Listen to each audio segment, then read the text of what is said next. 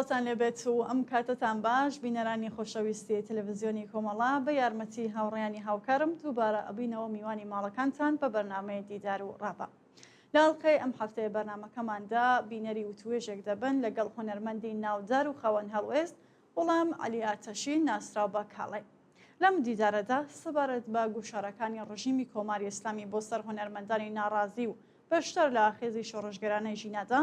بەرهەمە تازەکانی خۆی و ڕۆژی 31 جۆزەردان چەند پرسیاری ئاراستە دەکەین. بۆ هیوایەتە کۆتایی بەرنامەکە لەگەڵمان بن. ناوبڕێک ببینین ئەچینە لای کاک کاڵێ.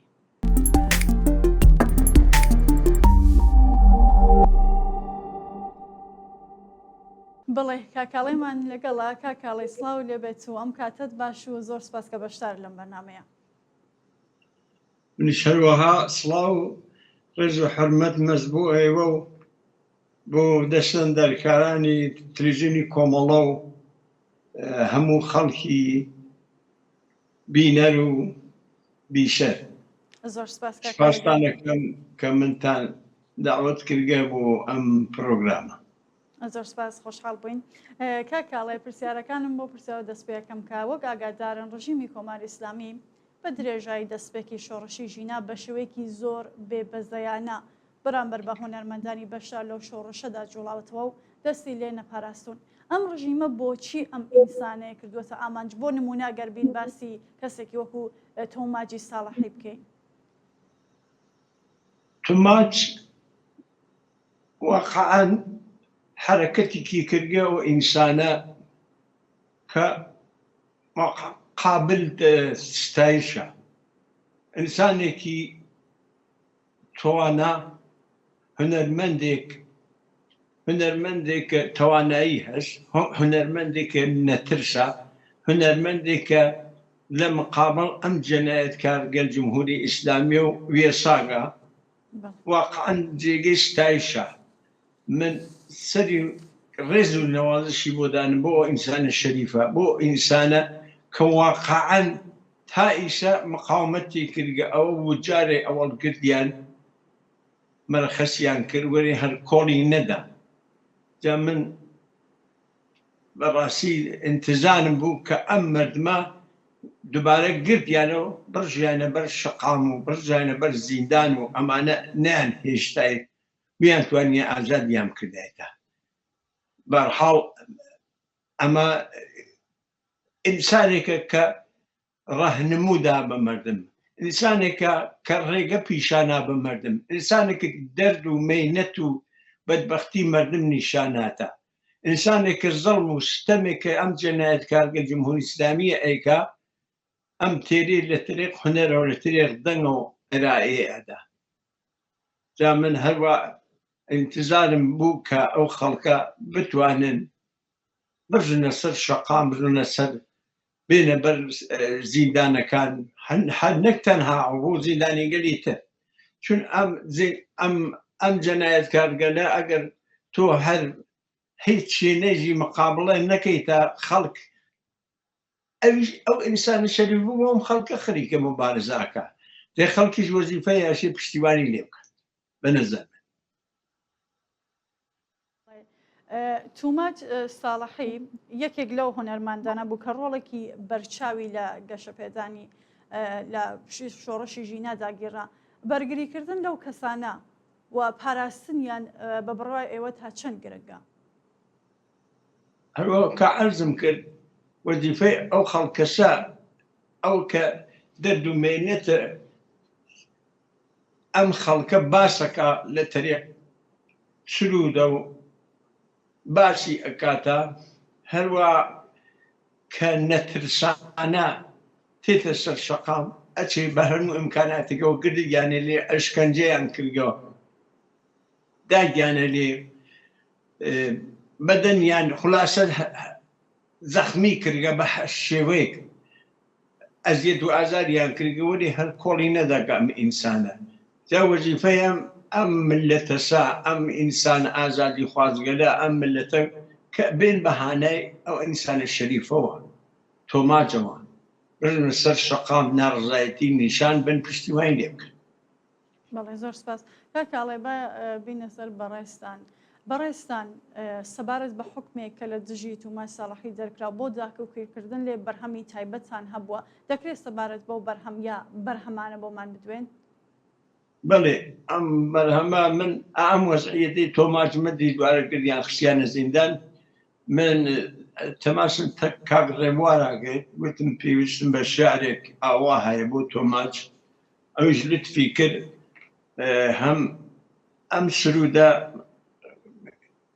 هیچ دوو شعری یەکێکی شعرێک مەقامەکە هین ماوەسا گۆرانە مەقامێکە لە وەسەتیا هەست هین ماوەسا گۆرانە شعر سرودەکەی خود سرودەکە این کاک ڕێبوارە کامسلەح شێخ کەوە نیتر منیش ئەو ئاهەنگمە لە سەریدانیا و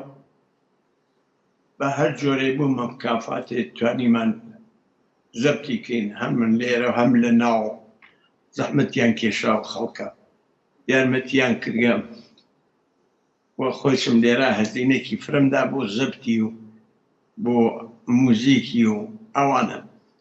بەرحاڵ بۆ بەرهەمەیەتیا دەرهات کە ئیتر نازانم ئیسا ئەگەر خۆتان هەستان یا من بخەمە سەر بۆتان بەڵێ کاکاڵی لەگەڵ بینەرانمان بە بینەری ئەو بەرهەمە تازەتانە ببین جا دینەوە سەبارەت بۆ بەرهەمە زیاتر ئەدوین.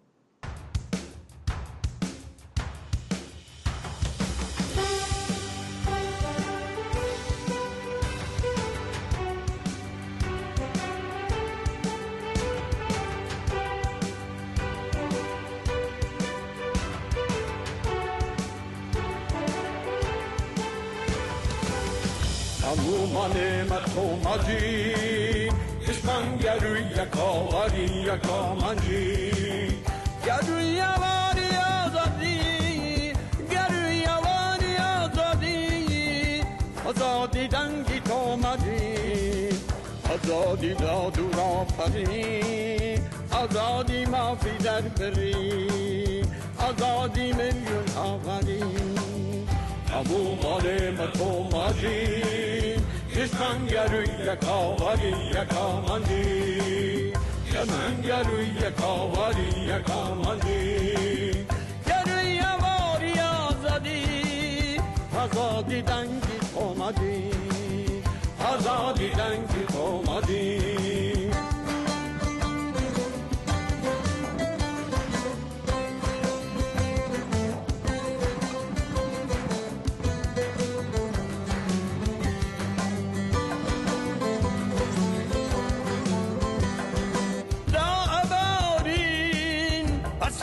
بندی خانه دا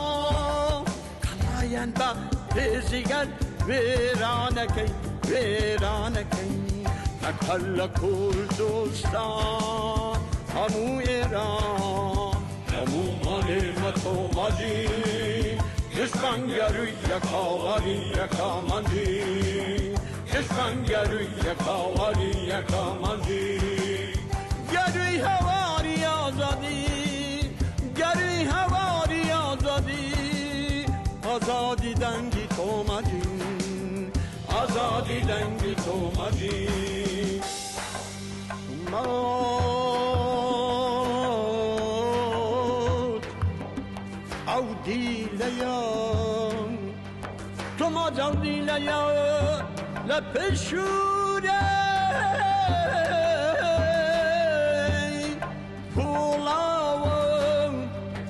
Asoy divoy yashi harkiz wennaka Madam ezizor bey gelile peşem Direk gulav tirs aryamam bu khasti Amu mane matomaji, ishman garu yakawari yakamandi, garu havari azadi, garu havari azadi, azadi dangi tomaji, azadi dangi tomaji.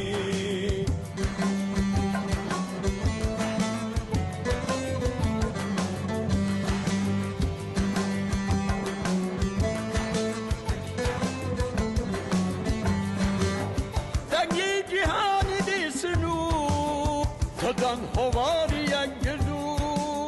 یا با نخروشی یک جار الارز بندی خانه تا دنگی یکسی آزادکین خلای بداد ویرانکین دنگی یکسی آزادکین خلای بداد ویرانکین همو مال مطو ماجین کشمن گروی یکاواری یکامانجین همو مال مطو ماجین کشمن گروی یکاواری یکامانجین گروی آواری آزادی دنگی تو ماجین گروی آواری آزادی دنگی تو ماجین آزادی دنگی تو ماجین.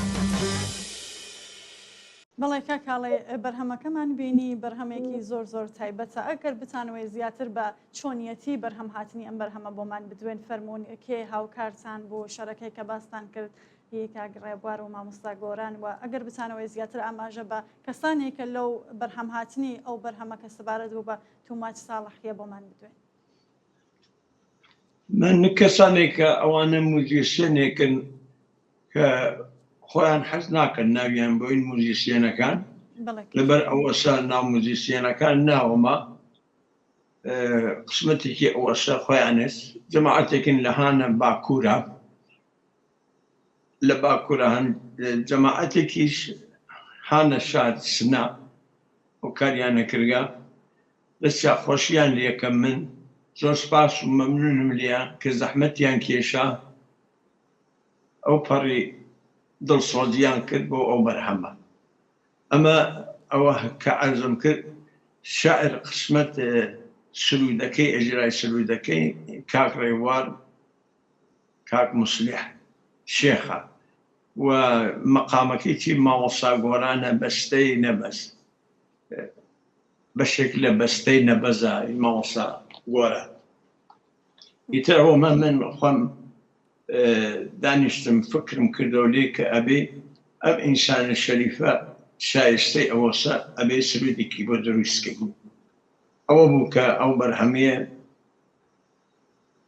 دەرهات بۆ بەرهەمە کە بەناو تۆماجەوە هەست ئێمە هەمومان تۆماجی هیچمان گەروی یەک هاوار و یەک ئامانجی گەروی هاواری ئازادی ئازادی دەنگی تۆماجی ئەمە ئەم بۆ دەرهاتەوە دوای من بەستێکی چین ماوەسا گۆران بەناو لە شعری بەستەی نەبەزە من ئەو دیلەم یعنی من ئەو دیلەم ئامانج ئەو دیلەیە لە پشت شوورەی پۆڵاوە ئاسۆی هیوای گەشی هەرگیز ون ناکە مادام هێزی زۆربەی دەری لە پشتە دڕک بڵە و ترس ئارامە بۆ خاست بەڵێ ئەو ئینسانە خەڵکی فرە حالە پشتی و جمهوری ئیسلامی بموانێ بتوانێ ئەدامی کات ئیمکانی نییە چون سەرنگونی خۆی حادەتەکەوە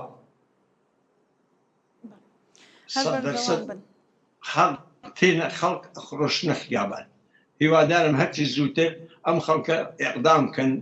بچنە بەر زیندان بتوان حرەکەت کەن لە ئەقەل ئەگەر ناکردی بۆیان شەوانە لە خیابانگە لە بژین ئێمە تۆماجین پشتیوانیەکەین لە تۆماج هەر شەوە بتوانن لە سەربانەکانە و لە هەرچی شوێنە ئەم حرەکەتگەلە ئەنجام بن کە بتوانن ئەمە دەنگدانەوەیکی بێت دەنگدانەوەیکی بۆ ئازادی ئەم ئینسانە شەریفە. زۆر سپاس کاکاڵێ کاکاڵێ سرود بێش شێوازی بەشداری خۆی لە شۆڕشی ژینەدا چۆن پێناسە دەکات و چەند بەرهەمی لەو ماوەیەدا هەبووە؟ من شۆڕشی ژینا دەستی پێکردگە ئابەم سرود تۆماجەوە تایسن 9 دانە سرودم دانیاگە 9 دانە سرودم خست سرودی بۆ ژینا سرودی بۆ ساڵیات ژینا سرودی بۆ کۆڵبەران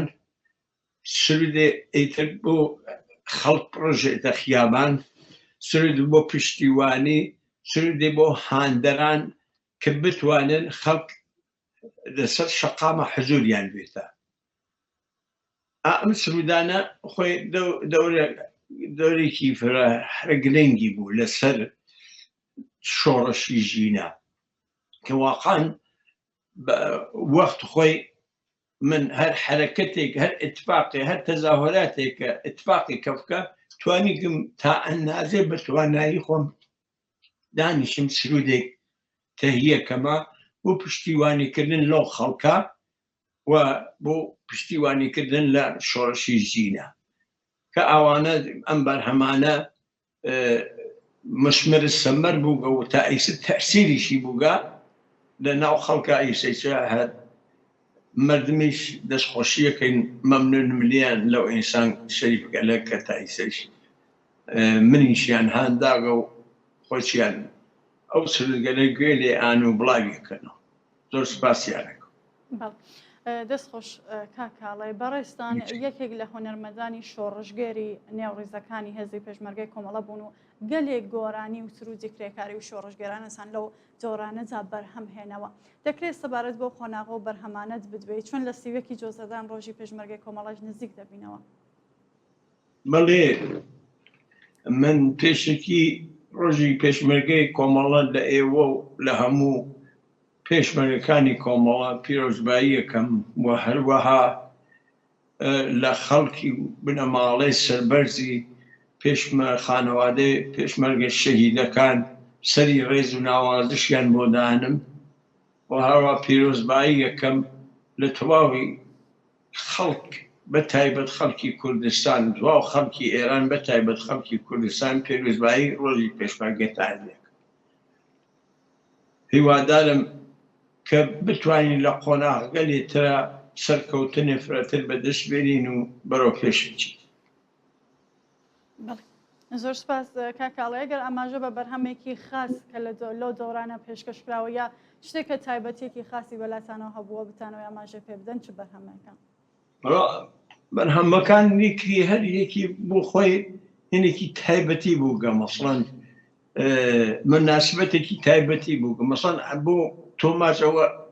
ئەتفاق کەفکە هەروەها من بۆ زیندانیگەل سیاسی لە ئەو ماوەیە کە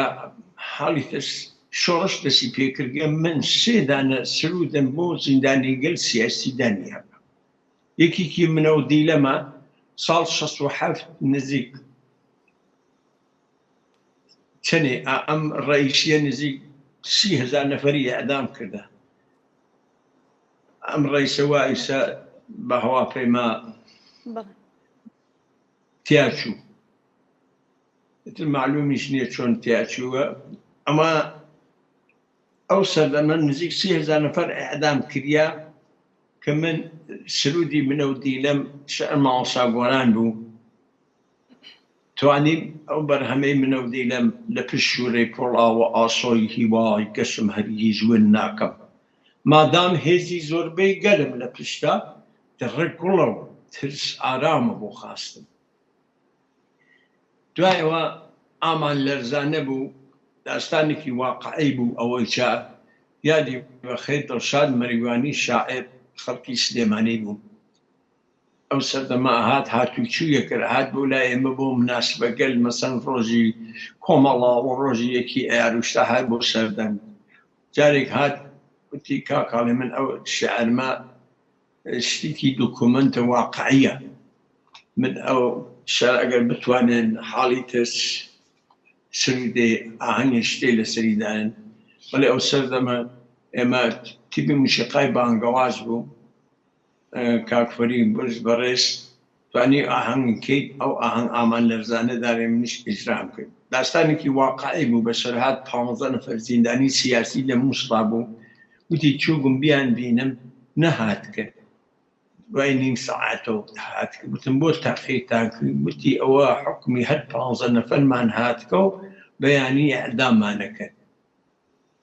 ئەوە ئیتر ئەو شەعرە یانێ واقعی بوو دەرسا ئەمان لەرزانە سۆزی لەرزانە هاوڕێی زەنجیر و هەڵقە لەرزانە بە قریوەی شۆڕش وا بگرمێنە کوشتن و بڕین مەرگ ببەزێنە ئەوە تۆ دەڕۆی کاکەی لەرزانە نورەی هەڵمەتی نەونمامانە ڕۆژی نەبەرد و دڵنە لەرزانە ئەو بۆ مناسب گەل ئەوە تر بمناسبت یەکی ئەیارە بۆ پێشەوەس ئەرزکان بە حەزورێت خلاصە هەر مناسبەتی بووگە کریاگا من توانیگم بە توانایی خۆم سرودێک بەرهەمێک ئامادەکەمە ئەوە یەکی ئەیارە ئەوە بۆ پێشەوە بۆ خیابانە ئەوە خیابان خڕۆشاوە تر هەر مناسبەتێکە اتفاقاتێکە کەفکە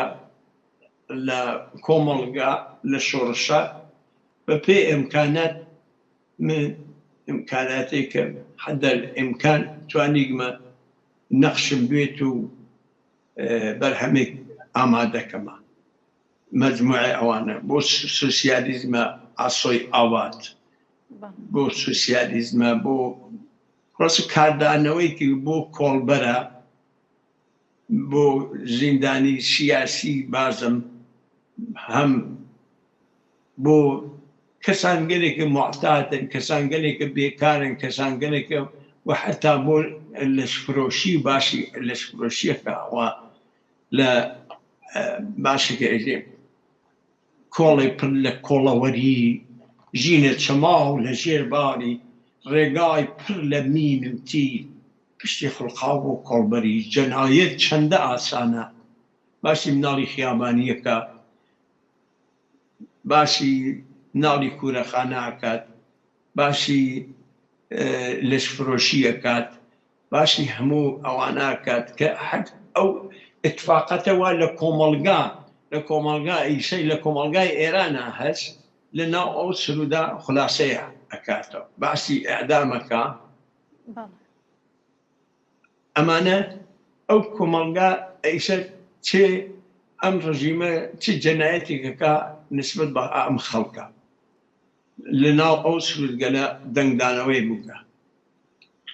هیوادارم ئیتر خەڵکیش بەدڵیان بوێت هەتا ئیشەوە بە هیوای سەرکەوتنی فرەتر و بە نابودی جەنایەتکارانی جمهوری ئیسلامی بێت. بەڵێ زۆر سپاس ئێمەش هیوای سەرکەوتنتان بۆ خوازین کاکاڵێ جگەل لەم بەرهەمەی کە تازە بە تازای وڵاوتان کردێتەوە بەرهەمی توماجان بۆ داهاتوو چیترتان بەدەستەوەیە خەریکم ئەوە ئیمکانی بێتی تر اتفاقاتێتی کەمی چون واقعەن بۆ منیش هەزینە هەڵەگرێتە یعنی من ئەوە یەک دانە بەرهەم باوەڕکە نزیک 10,000 کۆران خەرجی تێچیتەوە تازە ئەوە نیمەی مردم یارمەتییان کردێ لە ناوە لە باکوورە لە ناوە لە بە خۆڕایی تازە ئەو هیچیان نێگرگە وەلی تۆ موزیسیێن وەگەرەکە دەنگە زەبتە شتێریۆوە ئەمانە گشتی ئیمکاناتی گەرەکە دە منیش بە حقوقێکی بانشستیە و خەریکم تازە ئابە وەزع و حاڵی تست توانیگماوە هەر لە بەرێکەوە ئەم بەرهەمگەلە ئامادەکەم لە خزمەت بینەران و بیسەرانی خۆشەویستە بێت.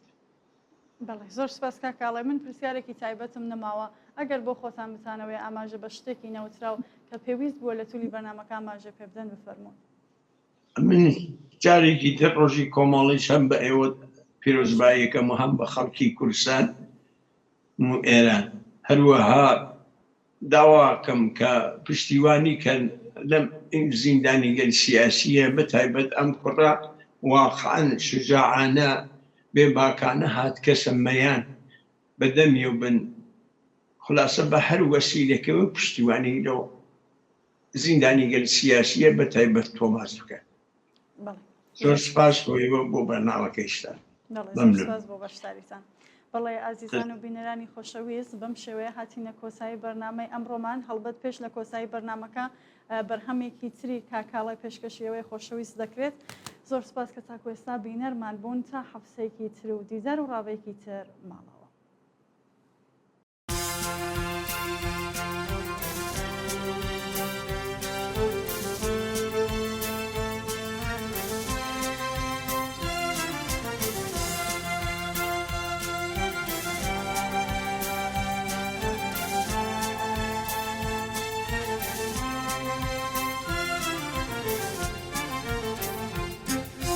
بازم داد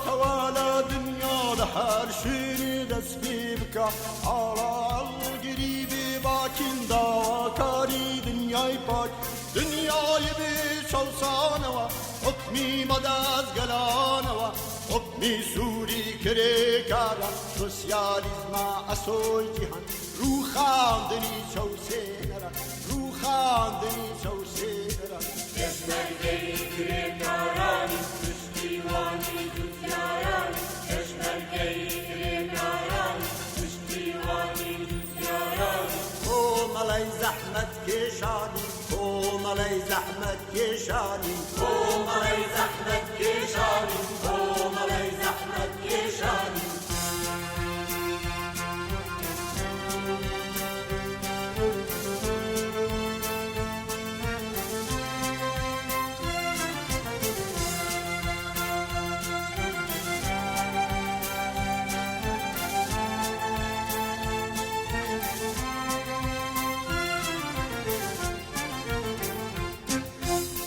چند کری گمان دورا سخت و خنایو سورا صلنا کیلا مرگون ما جنبخت کیلا ریجان لشمان کینا پردیسو لم سنورا باو سنور انوسین بخوینی گشما ولا تکینا گرستا لا هموتو نا پرستا لا هموتو نا پرستا کشورگری کره کارانی پشتیوانی دوستیارانی کشورگری کره کارانی پشتیوانی دوستیارانی تو ملای زحمت کشانی تو ملای زحمت کشانی تو ملای زحمت کشانی تو ملای زحمت کشانی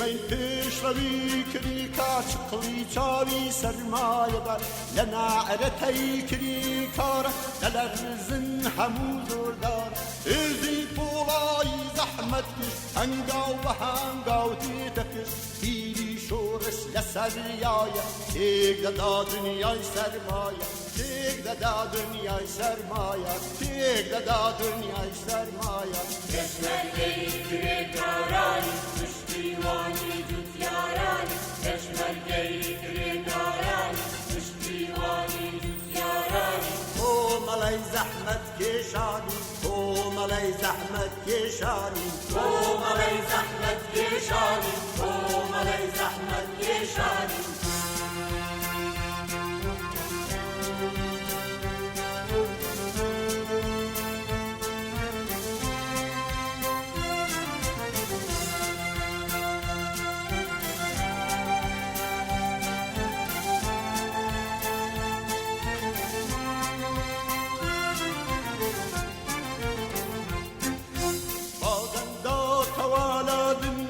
هرشی دست بیبکا آرالگیری بی باکیندا کاری دنیای پاک دنیای بی چوسانوا حکمی مداز گلانوا حکمی سوری کره کارا سوسیالیزم اسوی جهان رو خواندنی چوسه نرا رو خواندنی چوسه نرا کشورگری کره کارانی پشتیوانی دوستیارانی کشورگری کره کارانی پشتیوانی دوستیارانی تو ملای زحمت کشانی تو ملای زحمت کشانی تو ملای زحمت کشانی تو ملای زحمت